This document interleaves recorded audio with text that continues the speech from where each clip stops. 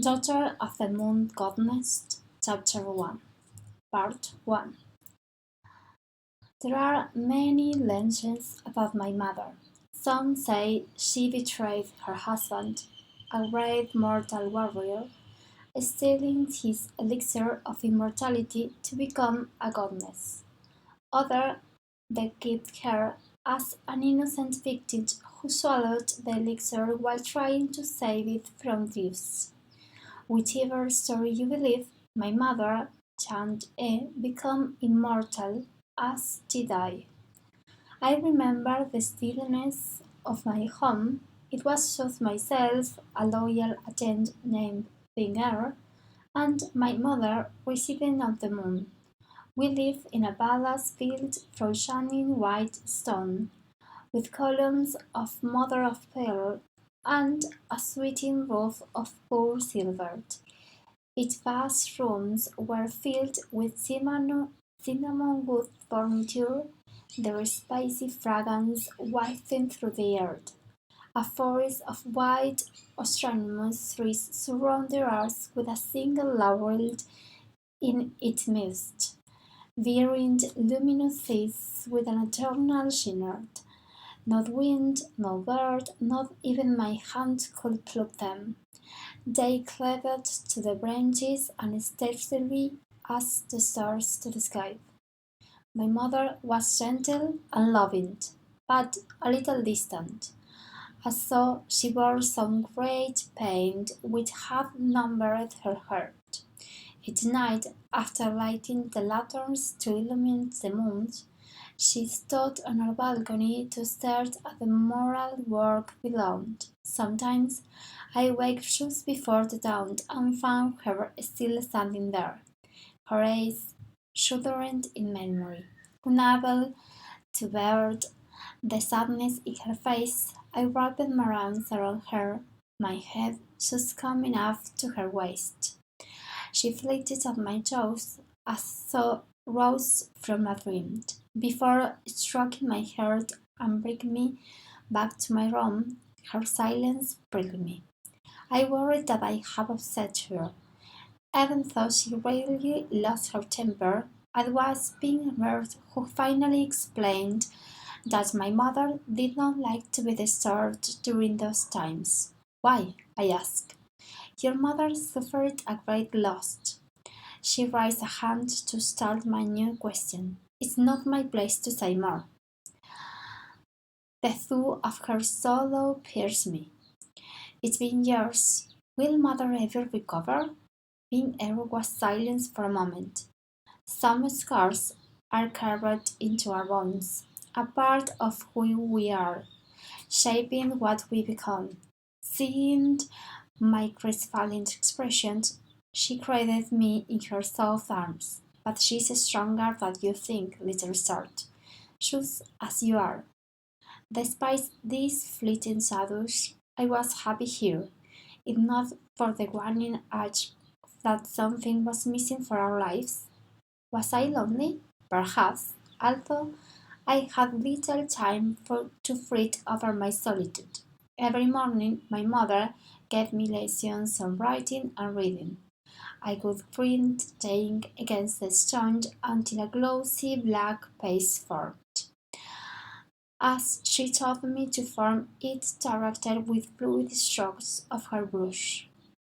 While I still researched these times with my mother, it was the classes with pink earth that I enjoyed the most. My painting was possible and my embroidery the dismissal. But it did not matter when it was music I fell in love with. Something about the way the melodies formed stirred emotions in me which I did not yet comprehend, whether from the strings plucked by my fingers or the notes sapped by my lips. Without companions to vie for my time, I soon mastered the flute and keyed the seven-stringed sisters, surpassing Pink Air's skills in just a few years. On my 15th birthday, my mother gifted me a small white faith flute that I carried everywhere, in a sleek pouch that hung from my waist. It was my favorite instrument. Its tone so full, even the birds would flew up to the moon to listen.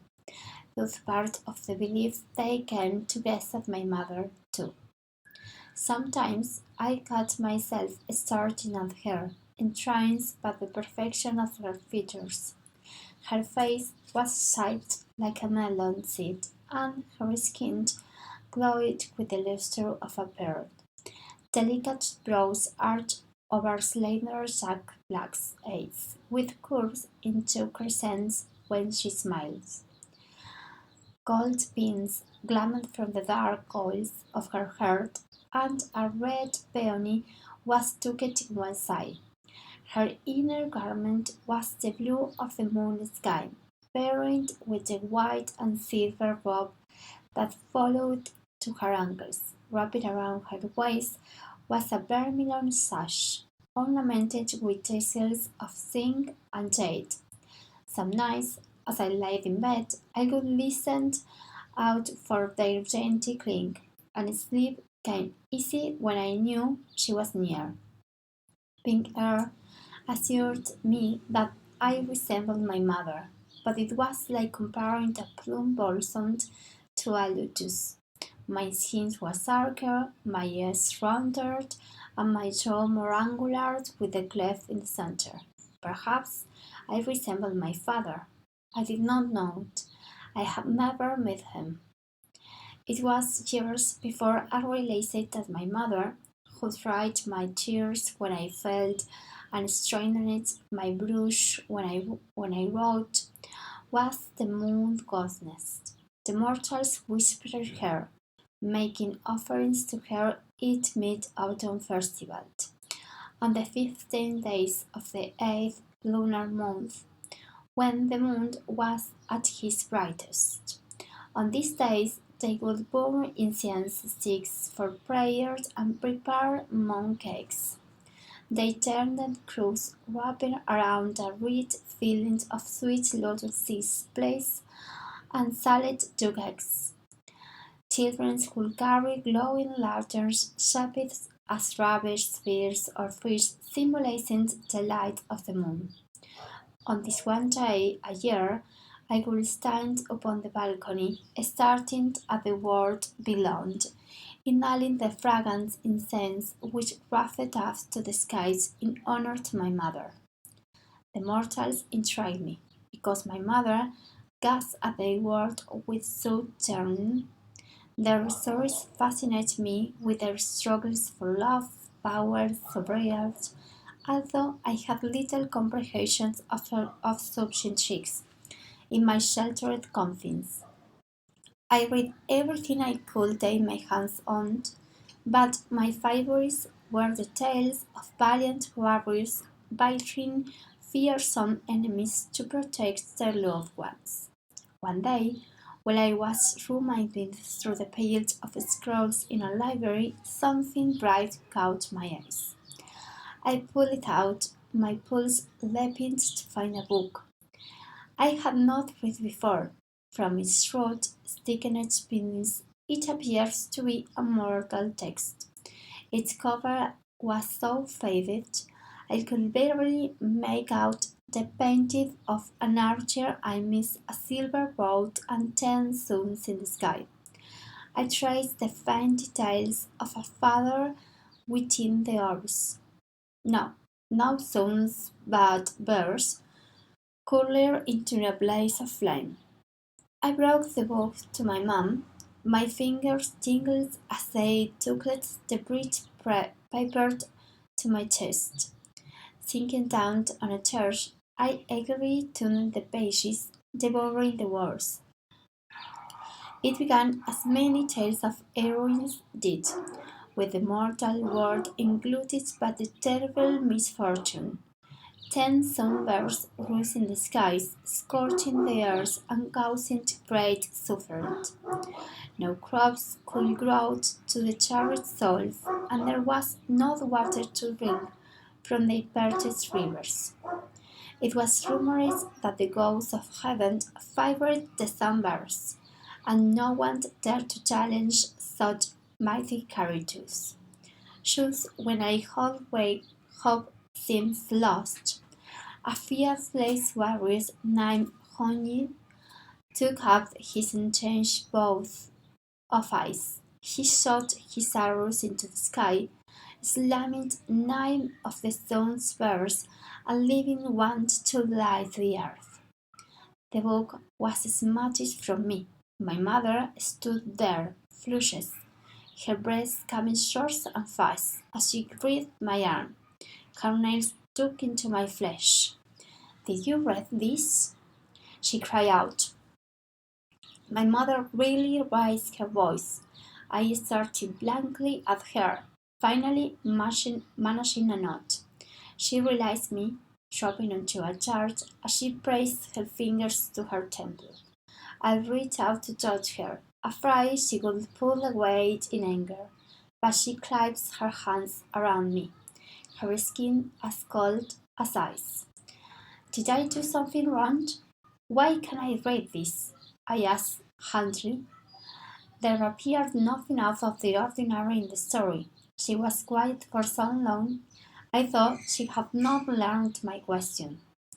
When she turned to me at last, her eyes were luminous, bigger than the stars. "You did nothing wrong. The archer, he's your father." Light flashes through my mind, my ears ringing with her words. When I was younger, I had often asked her about my father, yet each time she had fallen silent, her face clouding over until finally my question ceased. My mother bore many secrets in her heart which she did not share with me until now. "My father," my tears tingled as I spoke the words. She closed the book, her gaze lingering on its cover, afraid that she might lift. I lifted the porcelain teapot and poured her a cup. It was cold, but she sipped it without complaint. "In the mortal realm, we loved each other," she began. "He was low and soft. He loved you, too, even before you were born, and now—" Her words trailed off as she blinked furiously. I held her hand to comfort her as a gentle reminder that I was still here, and now we are parted for eternity. I could barely think through the thoughts screaming in my heart, the emotions surging with me. For as long as I could remember, my father had been no more than a shadowy presence in my mind. How often had I dreamed of him sitting across from me as we ate our meals, strolling beside me beneath the flowering trees? Each time I woke, the warmth of my chest dissolved to a hollow edge. Today I finally knew my father's name, and that he had loved me. It was little wonder that my mother appeared haunting all these times, trapped in her memories. What had happened to my father? Was he still in the mortal realm? How did we end up here? Yet I grouped back my questions as my mother wiped her tears away. Oh, how I wanted to know, but I will not hurt her to ease my selfish curiosity. Time to an immortal was arraigned to the boundless oceans. Ours was a peaceful life, a pleasant one, and the years passed by as through there were weeks. Who knows how many decades will have swept by in these matters if my life had not been chosen into turmoil as a leaf torn from its branch by the wind. It was a clear day, the sun-like strangers to my window. I sat aside my Laker queen, closing my eyes to rest.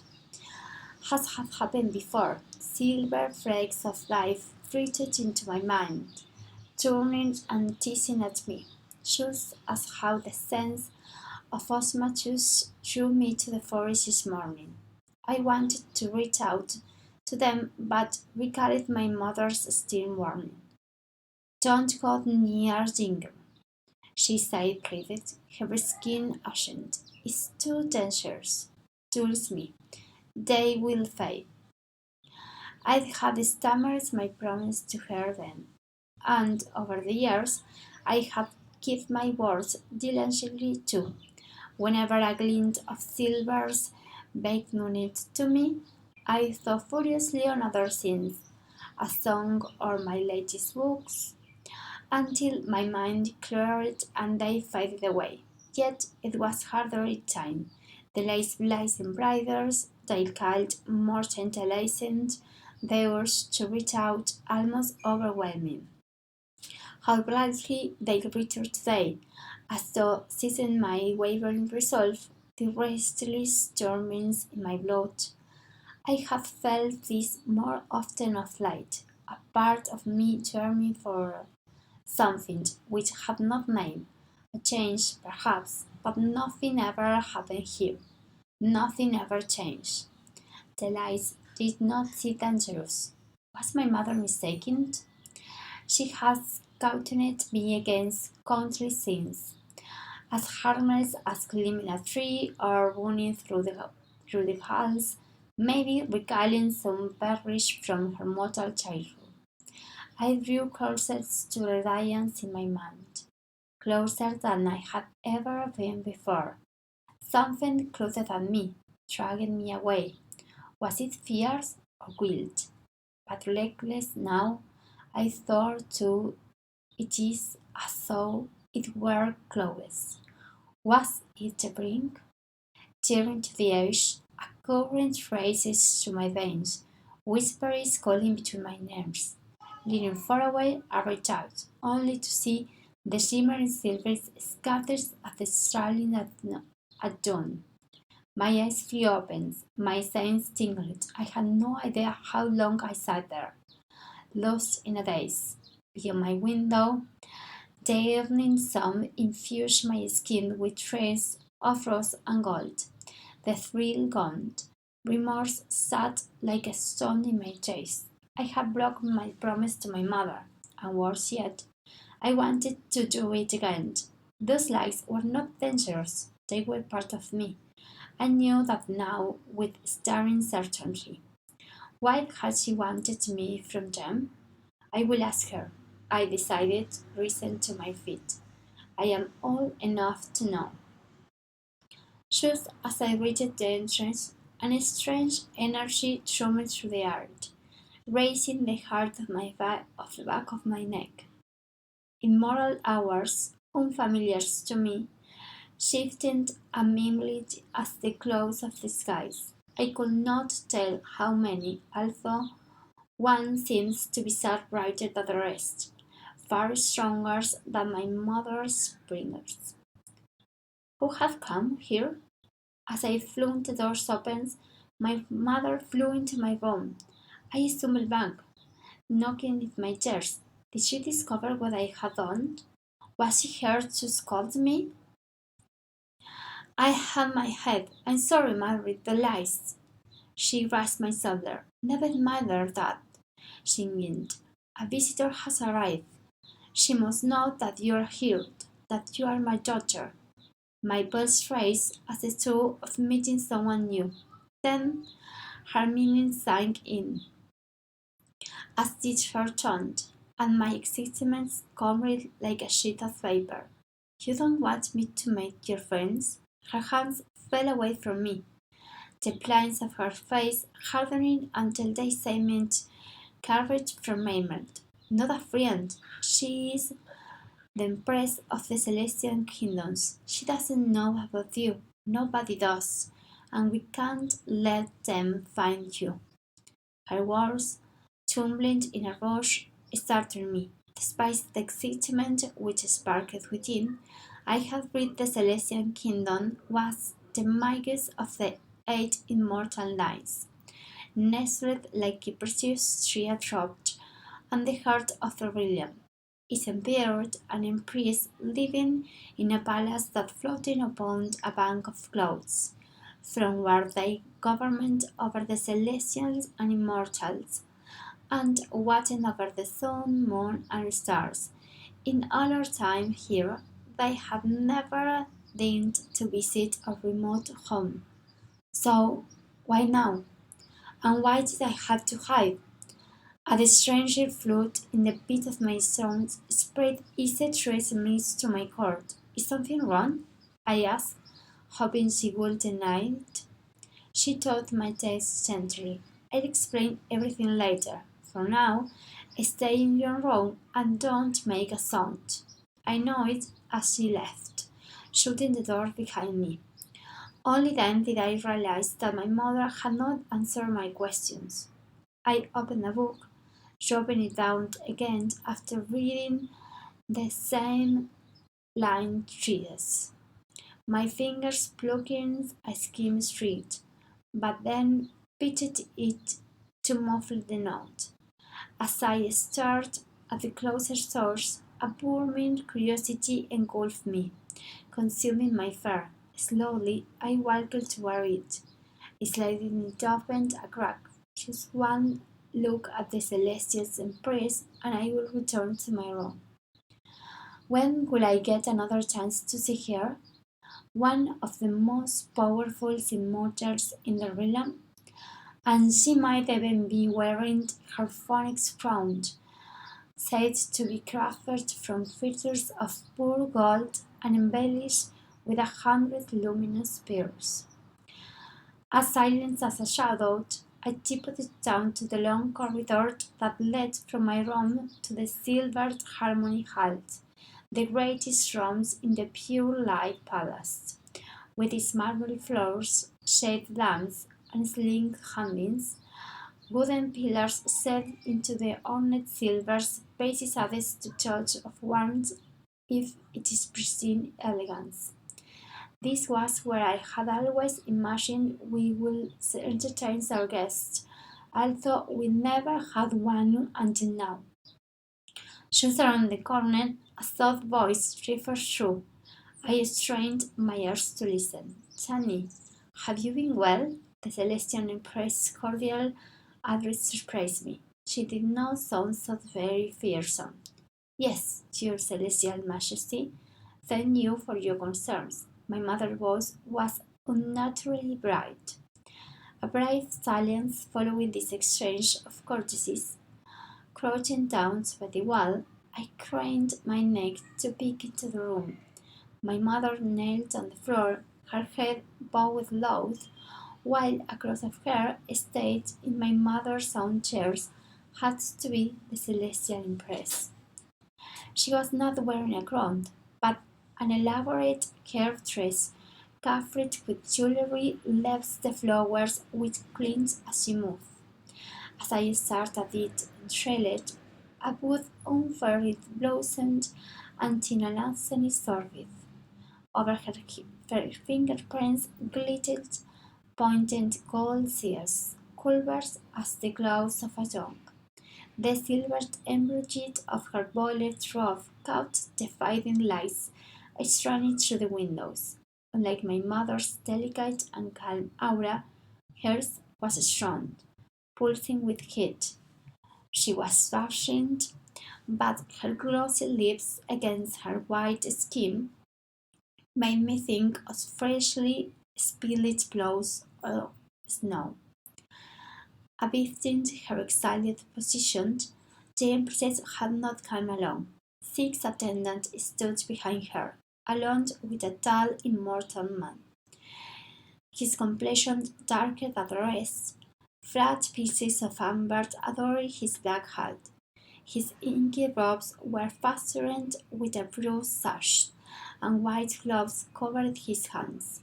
I knew nothing of the Celestial court, but the way he carried himself seemed to indicate he was of a higher rank than the others. Yes, there was something about him I did not like, and his pale brown eyes silenced across the room. I recollected pressing my back against the walls. After a brief pause, the empress spoke again, her voice now cooler than a piece of unwarm jade. "Tell me." A peculiar shift was detected in the energy hes. "Are you cultivating a secret power of harmony a forgiving guest, violated the terms of your imprisonment? I shifted, my shoulders blazed, clearing at the way she spoke. A negress seems to quote each word as though she revelled in the idea of my mother wrongdoing. In prison, no. How does she speak this way? My mother was the moon goddess, worshipped and loathed by countless mortals. How could she be a prisoner? This palace was more than her home. It was her domain. Who lit the lanterns at night? Who did the trees sway and sing for as she walked past? Who could she do anything here that wasn't her right? Your Celestial Majesty, there must be something misunderstandings. My powers are weak, as are you aware, and no one else is here. Who could dare come? My mother replies sadly, Minister Wood, share you discover. The Empress comments. Footsteps swifted forward. Early today, a significant shift in the aura of the moon was detected. Unprecedented in all my years of study, this can be no coincidence. In his smooth voice, I seemed an garment of excitement. Did he relish my mother's troubles, as the Empress seems to? Anger seared me at the thought. Despite my prickly numbness that rushed in my veins earlier when I had touched the lights, the whispering in the earth, had that someone drowned them here? I hope Olenisy has not made my your bold. To emphasize his. You were fortunate before. You have been imprisoned here in comfort for stealing your husband's elixirs of immortality. You disguised the Latin whip and the flaming round them, but that will change if we discover you are engaging in further deceit. Confess now, and we may be merciful. She lashed out, shattering the tranquillity of her home. My fist flew to my mouth, smothering my halves. I had never asked my mother how she ascended to immortality, seeing it caused her pain. Yet, ever since I read the tale of the sunburst, one question kept winning through my mind. Where was my father? To her, he had been bestowed the elixir, and my mother was accused of stealing it. Something twisted in my gut.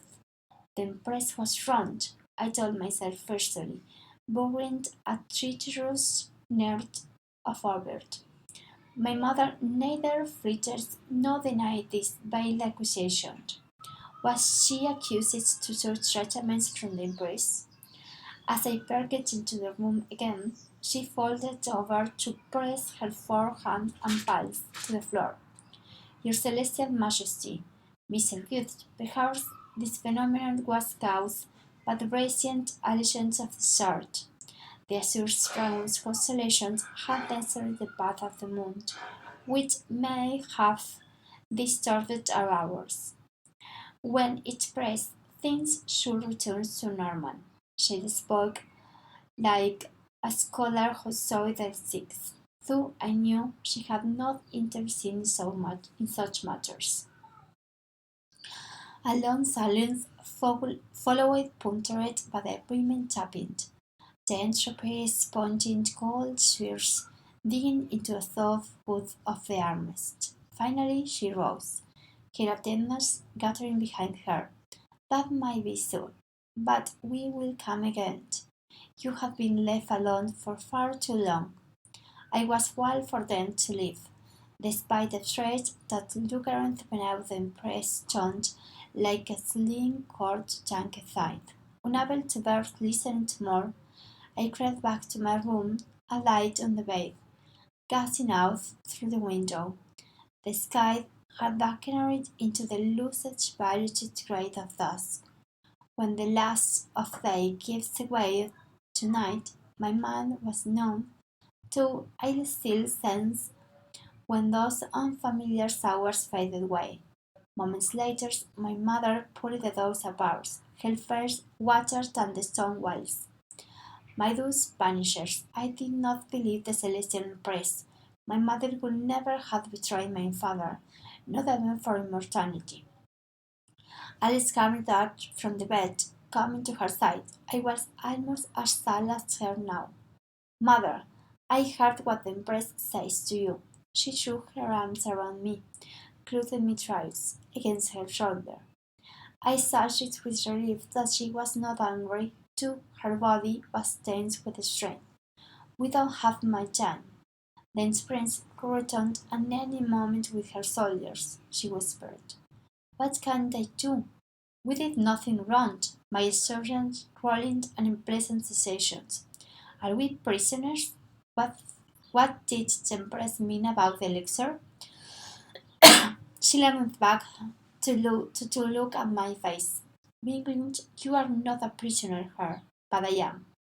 The Celestial Emperor bestows the elixirs of immortality upon your father, to for killing the Sunburst and saving the world.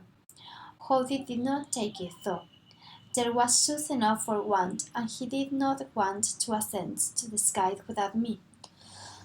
I was with Charles.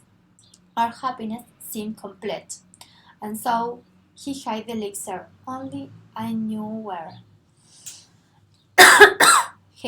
Her voice broke them. But my body was too weak to bear you. The physicians told us that we could not survive the birth. Hody did not want to believe that. He did not want to get up, bringing me to one after another, searching for a different prognosis. Yet, deep down, I knew they spoke the truth. She paused, a thunder around her waist, like she was reaching into her memories. Thus with her. When he was called to battle, I was left alone. The pains began then, far too early, in the deep of night. Such agony tore through my mother. I could barely cry out. I was so afraid of dying, of losing you. And she fell silent. The question burst from me.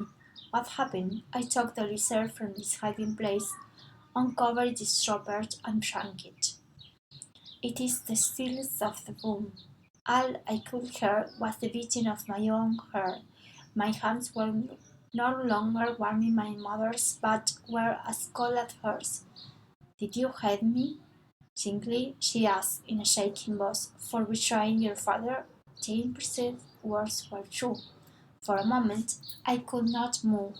My insides curled at the revelations of my mother had not taken the elixirs. Perhaps we might have survived. My family unbroken. Yet I knew how much she loved my father, how bravely she murmured his loves, and no matter what, I was grateful to be alive. I shuddered with the last of my hesitation. No, mother, you saved us. Her gaze was this time veiled in memory, leaving your father held her, though I must admit I did not want to die, nor could I let you die. Only later did I learn that gifts from the celestial emperors came without unseen strings, that such decisions were not for mortals to make. The emperor was enraged that I who became immortal instead of your illustrious father. The empress accused me of using trickeries to obtain immortality which I had neither nor earned. Did you explain, I asked her, thoroughly if they knew it was to save us? I dare not. The empress seemed hostile, as though she bore some grudge against her father. She even accused him of ingratitude for surprises the emperor's gift. I knew then she had thought to punish rather than to reward him for killing the sunburst. She would not hesitate to harm you. How could I tell them of your existence? To shield you from their wrath, I kept your birth a secret. I confessed my theft A spoon in French it was exiled to the moon, and in charge cast upon the which beams and here for eternity. I cannot leave this place, no matter how much I want to. In a low voice she added, a palace you cannot escape is a prison nonetheless. I struggled to rise, my trace living like a fish filled out of the water. I have thought our lives so peaceful, so safe from all the dangers in my books. To learn we had incurred to write of the most powerful simontars in the realm shows to my core. But why did the Empress came today, after all this time? Our hours emanate from our life force. The court of our machines, those lies you see in your mind since you were born, we did our best to conceal your promise. Despite our efforts, the Empress sees you today. My trust closed strauss. I didn't know. This is all my fault. How stupid and reckless I had been. Because I was bored, I had ignored my mother's warnings, broken my problems, and hurled us into the gravest of dangers. I am to blame too. I told you not to read for your margin, but I should have explained in white that it might alert the celestial kingdom of your presence, she signed. It could have happened eventually. With every year you grow stronger. If I be found, our punishment will be severe. I have no doubt I fear less for myself, but what they will do to you, an immortal child who was never meant to be. What can we do? The only thing we can. You must leave this place. Fear plays my skin like ice forming the bare lake, to never see my mother again. I was suddenly afraid to let go of her. Can I stay with you? I'll hide train me, so I can help. We can't. You heard the Emperor's words. They will be watching us ever more closely now. It's too late. Maybe you'll convince them. Maybe they won't come back. A desperate plea, a childish hope. I might have brought us a little time, but the Empress would not have come on a whim. They will return, and soon. Her voice thickens, clothed by emotion. But we can't protect you. We are not strong enough. But where will I go? When will I see you again? Each word was a long, given shape of the forming nightmare. I will bring you to her family in the Southern Sea. She spoke bravely now, as though trying to convince at was. I heard the ocean is beautiful. You will have a good life there, free from the cloud that hangs over us. Pinker had shared with me all she knew of the lands beyond, thrilling to my imagination with hundreds for adventures. The great sea was divided into four dominant stretching from the Western shores to the southern oceans. From the cliffs in the west to the waters in the north, it had been restricted but her tales of the creatures who live in the glittering sisters underwater or upon the golden shores. How I had dreamed of exploring them, yet never had I imagined fleeing my hopes to the side. What use were adventures when there was not one to share them with? My mother's hand closed around mine, dragging me back to the present. You must never tell anyone who you are. The celestial empowered have informed us everywhere. He will take you every existence as unforgivable insults. She spoke urgently, her eyes roaring into mine until I talked out my promise to her. Leaning forward me then, she fastened something around my neck, a gold necklace with a small jade disc. It was the color of the string leaves, with a carving of a dragon on its surface. My fingers moving to the cold stone, feeling its crack in the rim. This belonged to your father. Her eyes was as dark as the moonless night. Don't tell anyone who you are, but never forget either. She held me close, stroking my heart. I kept my head down, cowardly, not wanting to see her lift, wishing this moment could last forever. Her caress brushed my cheek once, and then there was nothing except an unchanged emptiness. Sinking onto the floor, I wrapped my arms around my knees. Oh, how I wanted to scream and hold and beat my fist against the ground.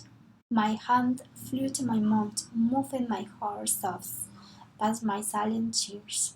I let them stream down my face. In the single night, I took the moonflowers to blonde and withered my life had been opened my path with hastings and strained forward, and take it attuned into the wilderness, and I was lost. The room was dark, night had fallen, the moon was still cloaked in shadows as the lanterns had yet to be lit. Moonrise would be late in coming tonight. Urgency shouldered me into action. I did not wish to be discovered if mother and Pinard would be punished. While death was freely inflicted upon immortals, the Emperor's streak of lightning that fired made my body clench in terror. Punies helping me write my belongings into a white piece of cloth. Not too many, and nothing to find to avoid the recent suspicions. Her eyes were vehement red, but seeing my stickiness expression, she added, "You will be safe in the southern seas, as well hidden as one star in the heavens. My family will talk after you and teach you all you need to know." She nodded the ends of the gloves together, forming a bag that she slung over my shoulder. "Shall we go out?" I did not want to, yet nods to everything I noticed. What else could I do? I could not even blend the vagaries of fate when I who had brought this upon us. As Pinard and I hurried through the entrance, heading east into the stranger's forest, I glanced back once last time. Never had my hopes seemed more beautiful than in this moment when I was pressing each curve it zoomed into my mind. Then thousands letters illuminated the salt, the silver rose tiles reaching the stride, and on the balcony where I half started at the words belonged, there stood a slender figure in white. My mother's gaze was not fixed in the moral realm, but on me, her fingers lifted in farewell, ignoring Peter's rudeness took on my sleeve. I sank to my knees, folding myself over to press my forewords to the soft earth. My lips moved in a silent voice. That I will return, that I will set my mother free. I did not know how, but I will try it with everything that was in me. This would not be our end. As I fall in thin air toward the cloud which would carry us away, pain struck my heart so sharp and clear if victory only kept hold by a slender thread of hope.